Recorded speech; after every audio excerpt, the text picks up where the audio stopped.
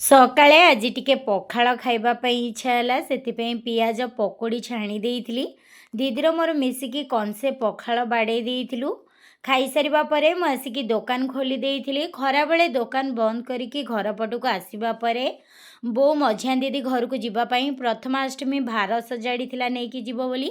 Video 3 ଦିନର ହେଇଗଲାଣି, ମୁଁ ଟିକେ ଭିଡ଼ିଓ ଲେଟ୍ରେ ପକାଉଛି। ବାପା ବୋଉ ଗଲା ପରେ ଦିଦିର ମୋର ଖରାବେଳେ ଖାଇ ଦେଇଥିଲୁ ଭାତ, ଡାଲମା, ଭଣ୍ଡା ଭଜା। ପେଟେ ଖାଇସାରିବା ପରେ ଶୋଇବାକୁ ଯାଇଥିଲୁ। ଶୋଇକି ଉଠିବା ପରେ 3ଟା ବେଳେ ଦିଦିର ମୋର ବାଡ଼ିକୁ ଆସିଲୁ ଘାସ ସଫା କରିବା ପାଇଁ। ଶୀତ ଦିନିଆ କିଛି ଫସଲ ଲଗେଇବୁ। ଦିଦିର ମୋର ଚ୍ୟାଲେଞ୍ଜ କରିଛୁ 10 ଦିନ ଭିତରେ ବାଡ଼ିକି ପୁରା ଜଙ୍ଗଲରୁ ବାଡ଼ିରେ ପରିଣତ କରିବୁ। ପ୍ରବଳ ଘାସ ହେଇଗଲାଣି।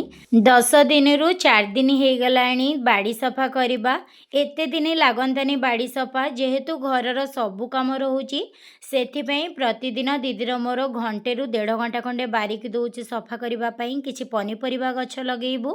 ଆଜି ଆମେ ଗୋଟେ ପୋଟାଳି ସଫା କରିଦେଇ ଦିଦିର ମୋର ଘରକୁ ଆସିବା ପରେ ଗୋଡ଼ ହାତ ଧୋଇ ଦେଇ ଘର କାମ କରିଦେଇଥିଲୁ।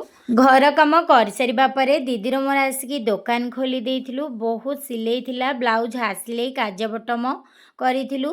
ସିଲେଇରୁ ଟିକେ ବ୍ରେକ୍ ନେଇକି ଆମେ ସମସ୍ତେ ମିଶିକି ଛଣାଛଣି ଖାଇ ଦେଇଥିଲୁ। ବାପା ଦୋକାନରୁ ଆସିଲା ବେଳକୁ ଆମ ପାଇଁ ମାର୍କେଟରୁ ଛଣାଛଣି ଆଣିଥିଲେ। ତାପରେ ଖାଇ ଦେଇକି ଆମେ ପୁଣି ଥରେ ସିଲେଇ କରିଥିଲୁ। ଆଜି ରାତିରେ ଭାଇକୁ କହିଲୁ ତୁ ସୋୟାବିନ ବଡ଼ି ତରକାରୀ ବନା, ଯାହା ଯେମିତି ସାନ ଭାଇ କରିଦେଇଥିଲା। ରାତିରେ ଦୋକାନ ବନ୍ଦ କରିକି ଘର ପଟକୁ ଆସିବା ପରେ ଦିଦିର ମୋର ମିଶିକି ପରଟା ବନେଇ ଦେଇଥିଲୁ। ବନେଇ ସାରିବା ପରେ ବୋଉକୁ ଆଗୁଆ ଖାଇବାକୁ ଦେଇ ଦେଇଥିଲି। ବୋଉ ଏତେ ବାଟ ଟ୍ରାଭେଲ୍ କରିକି ଆସିଥିଲା, ବୋଉକୁ ବାଧା ଲାଗୁଥିଲା, ତ ବୋଉ ଆଗୁଆ ଖାଇକି ଶୋଇ ପଡ଼ିଥିଲା। ତାପରେ ଆମେ ରାତିରେ ସମସ୍ତେ ମିଶିକି ଖାଇ ଦେଇଥିଲୁ। ଖାଇସାରିବା ପରେ ମୁଁ ଚାଲି ଚାର୍ଟ ପେପର ଗୋଟେ ଫ୍ୟାନ୍ସି ଡ୍ରେସ୍ଟେ ବନେଇବି। ଆପଣ ନେକ୍ସଟ ବ୍ଲଗ୍ରେ ଦେଖିବେ।